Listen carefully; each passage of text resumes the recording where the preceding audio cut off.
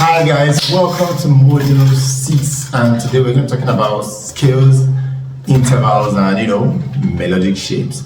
So first of all, let's start with interval. So what is an interval? Simply put, an interval is distance between two notes. So you have a note pa, you have another note e. There's a distance between these notes, right? That's what an interval is. Now a scale is a series of notes built on the closest intervals. So it's either you're moving in intervals of the semitones, or like the major scale, you're moving in intervals of tone, tone, semitone, tone, tone, tone, semitone. So a scale doesn't really have much of a leap. Today I'm going to be teaching you how to create or how to construct your major scale using the intervals tone, tone, semitone, tone, tone, tone, semitone. And for this, we're going to use a piano. So if you look at C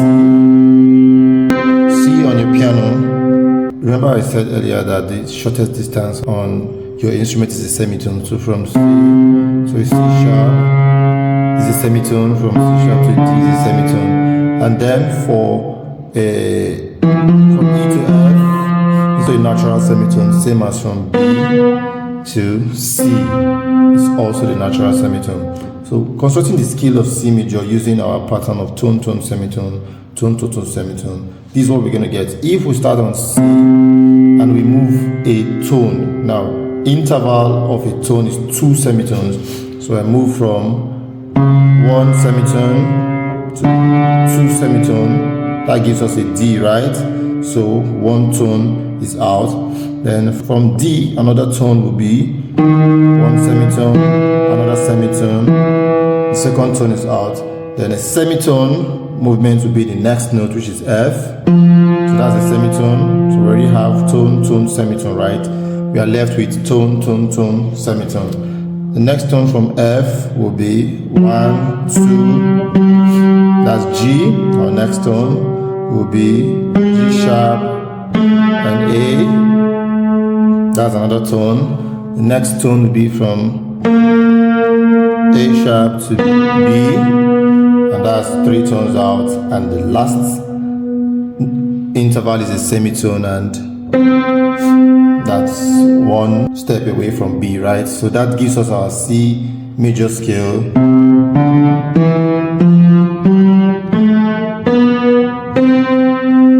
So this is how we create major scales on any key. It's the same formula. So let's try it out on the key of G major. So we have G on the piano, and we want to move a tone from G. That will be 2 semitones, right? So you have 1, 2. That's a tone ends on A. So on the scale of G major, we have G, A. Our next tone will be 1, 2. That will be B. So next on our formula is the semitone, right? That's 1 step away from B, which will lead us to C.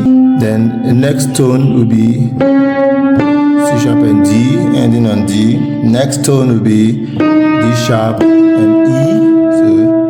So E is next on our formula, and next tone from E will be F and F sharp. So you see that we have included a sharp on the scale of G major, and that's just 1 sharp, and then a semitone, which is the last on our formula, will be G and F sharp to G, and now we have the scale.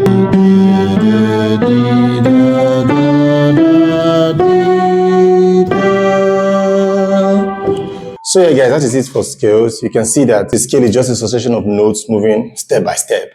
Do, re, mi, fa, sol, la, ti, do, as we have practicalized on the piano, right? When you see notes moving up in steps from a line to a space to a line to a space, chances are they are scale, and you should be able to quickly recognize them. So why am I talking about intervals and scales in this module?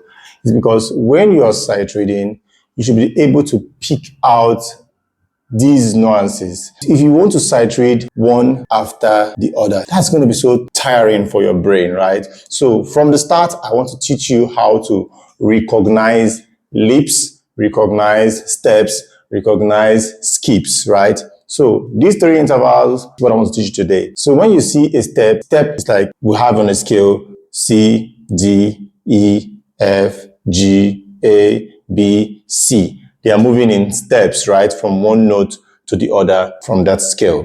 Then a skip is moving from one note, you miss the next note of the scale, and you move to the next one. Like on the scale of C major, where we have C, you skip D and move to E. These kind of intervals are usually from a line to the next line, or from a space to the next space. When you see intervals like this, know that moving in skips. You don't have to read them one by one. You just need to start putting that into your memory that, okay, when I see notes moving from a line to a line, that's a skip, that's a third. When I see them moving from a space to a space, that's a skip.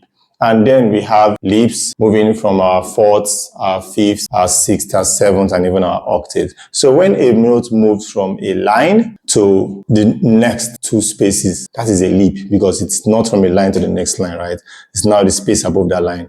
We call that a leap. And any interval above that is a leap. So I want you to start getting familiar with these leaps. Now, for those of you who are singers and you want to be singing in tonic solfa, because it seems as if I've been talking to the instrumentalists all the while. So for the singers who are singing in tonic solfa, do, re, mi, fa, sol, la, ti, do, this is how it works. When you have, let's say, C major that doesn't have a sharp or a flat on the key, right? This is C major. Now, the line C becomes your do. Do you understand? So D becomes re, E is mi, F is fa, G is so, A is la, B is ti, and C again is do. That's how it will always be. So that's your do, re, mi, fa, sol, la, ti, do. Even if I give you different combinations of these alphabets, G will always be so, F will always be fa, E will always be mi, regardless of the octave. So that's how to sing tonic solfa using staff. Let's use the scale of G, for instance. So G will be do, A will be re, B will be mi, C will be fa, D will be so, E will be la, F sharp will be ti, and G will be do again. So it's as simple as that. So when you're faced with a score and you want to sing it in tonic solfa, just pick what key is it. That alphabet becomes your do. So you look for it on the line or on a space, depending on the clef you're reading on. So if it's on G major, you know your G is going to be on the second line, right? That's going to be your do. Do, re, mi, fa, sol, la, ti, do. So your next do is going to be on the space above your fifth line. Remember, music is written from a line to a space to a line to a space. So if you haven't watched the other modules, go back to them because you will need them to be here. You can't be here. You can't start from here. Go to the beginning. All right, guys. So that will be it for our melodic shape. I'm going to put an exercise again as usual. Meet me in the comment section. Don't forget to save this video and share it whoever needs it.